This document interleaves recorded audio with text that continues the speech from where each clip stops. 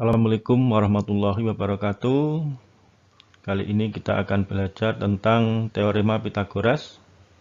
Setelah menonton video ini, diharapkan kalian bisa yang pertama membuktikan teorema Pythagoras. Yang kedua, kalian bisa menentukan salah satu panjang sisi segitiga siku-siku jika panjang dua sisi lainnya diketahui.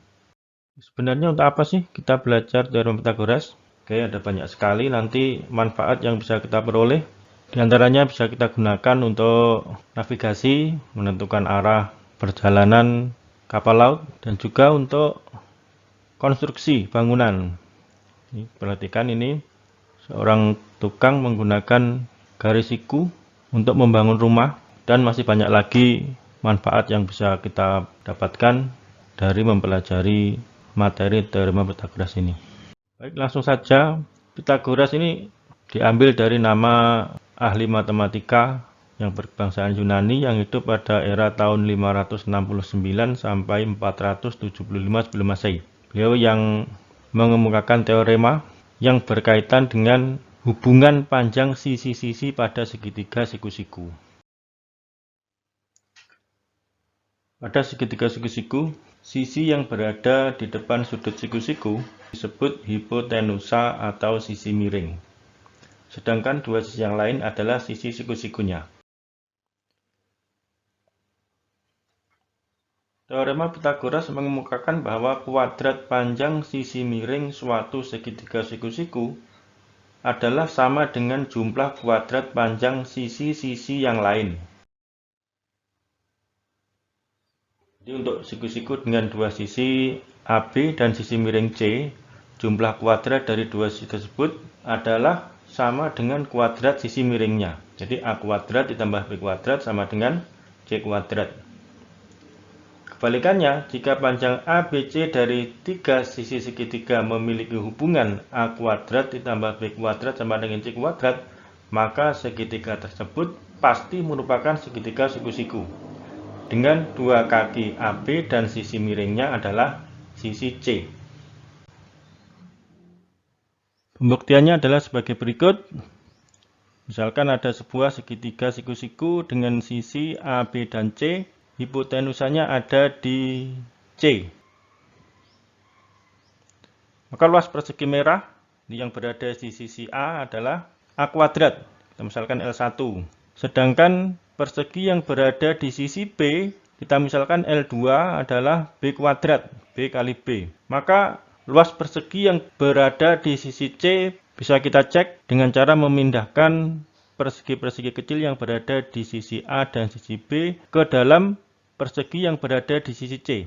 Kita pindahkan satu persatu.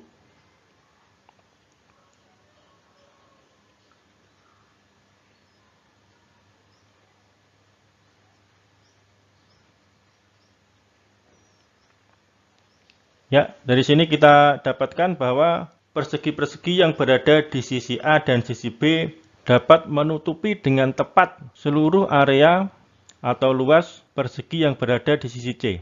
Atau dengan kata lain, luas persegi kanan, kita misalkan L3, itu adalah jumlah dari luas persegi merah L1 dengan luas persegi biru L2.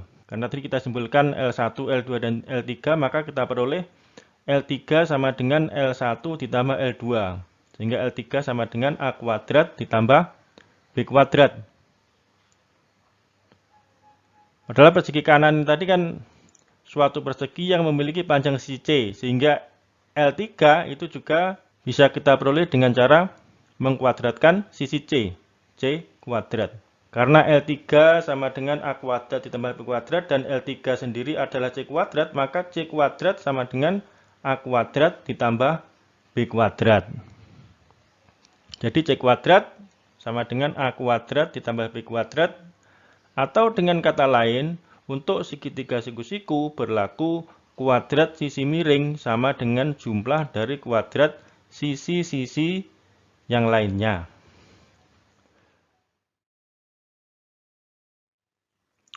Pembuktian yang kedua, dan perhatikan gambar yang berada di samping. Keempat, segitiga siku-siku di samping memiliki ukuran sisi-sisi yang sama. Ini sisi A, sisi B, sisi A, sisi B, sisi A, sisi B, sisi A, sisi B. Ini ada 4 segitiga siku-siku. Segitiga siku-siku yang pertama, segitiga siku-siku yang kedua, segitiga siku-siku yang ketiga, segitiga siku-siku yang keempat. Dapatkah kalian menghitung luas persegi abu-abu yang berada di tengah? Perhatikan, karena persegi abu-abu ini memiliki panjang sisi C, maka luasnya adalah C kali C, C kuadrat. Sekarang apakah luas persegi abu-abu yang tadi luasnya sama dengan luas persegi abu-abu yang sekarang? Perhatikan, karena hanya berpindah posisi, maka luas persegi abu-abu yang sekarang luasnya juga sama dengan luas persegi yang tadi. Padahal luas daerah abu-abu yang sekarang itu bisa kita hitung. Ini perhatikan ada 2 buah persegi. Persegi yang pertama dengan panjang sisi A, persegi yang kedua dengan panjang sisi B. Maka luas persegi yang pertama ini adalah A kuadrat. Dan luas persegi yang kedua karena memiliki sisi B, maka luasnya adalah B kuadrat. Sehingga luas daerah abu-abu yang sekarang bisa kita tuliskan L sama dengan A kuadrat ditambah B kuadrat. Mengapa? Ya karena luas daerah abu-abu terdiri dari 2 buah persegi. Persegi yang pertama panjang sisinya A dan persegi yang kedua panjang sisinya B. Jadi C kuadrat yang merupakan luas dari persegi abu-abu yang pertama itu juga sama dengan A kuadrat ditambah B kuadrat. Maka teorema Pitagoras yang menyatakan bahwa A kuadrat ditambah B kuadrat sama dengan C kuadrat terbukti.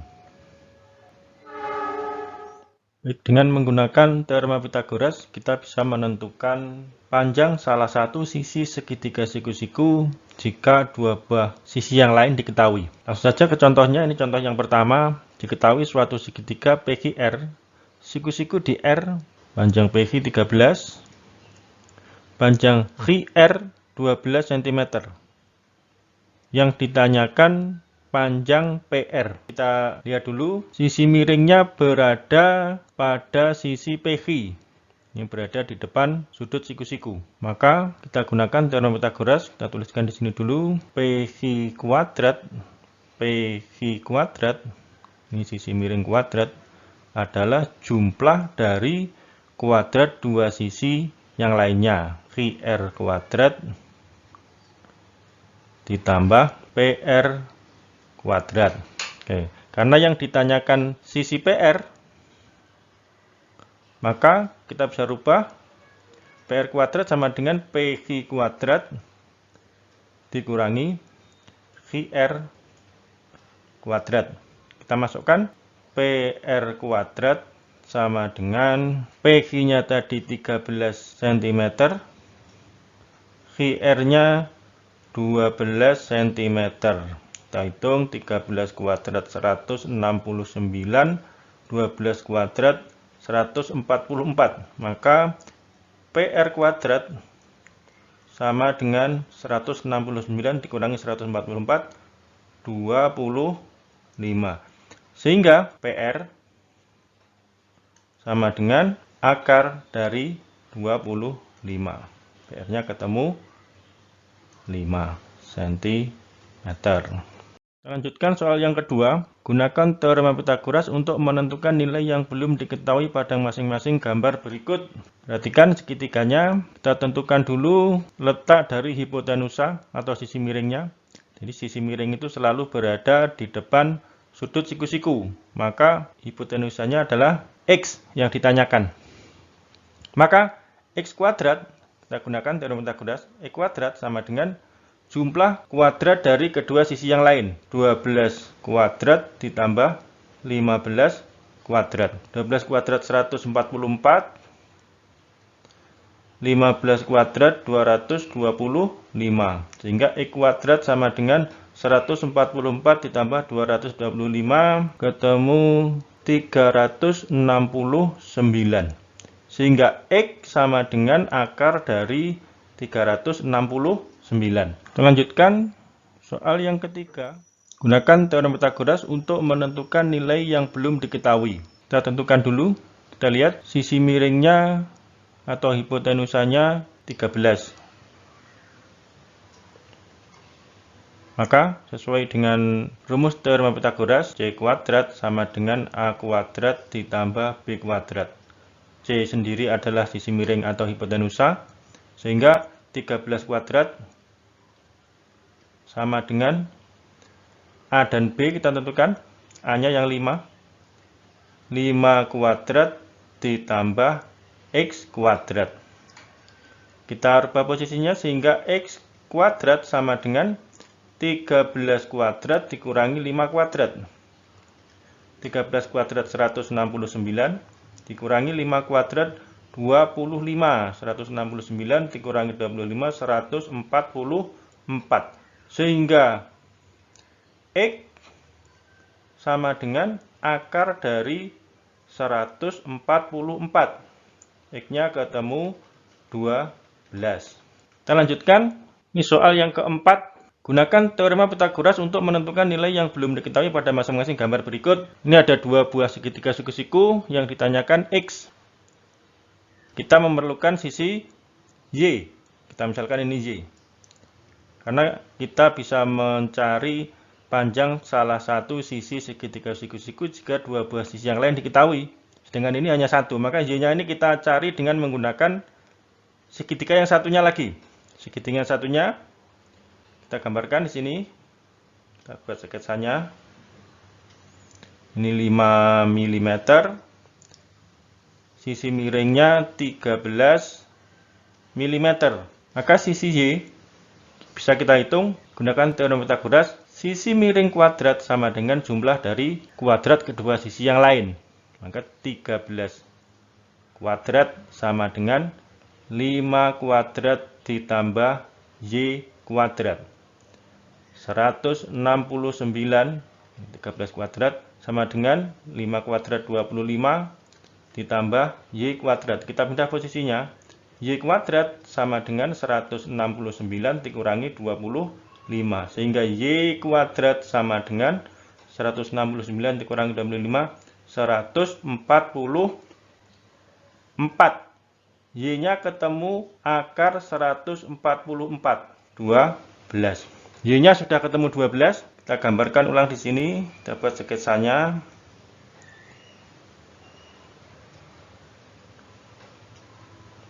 Ini 12. Siku-sikunya di sini. Ini 35 mm. Yang ditanyakan X.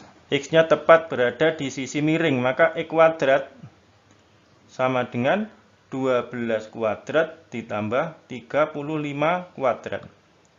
12 kuadrat 144. 35 kuadrat sama dengan 1225. Sehingga X kuadrat sama dengan 144 ditambah 1225. Ketemu 1369.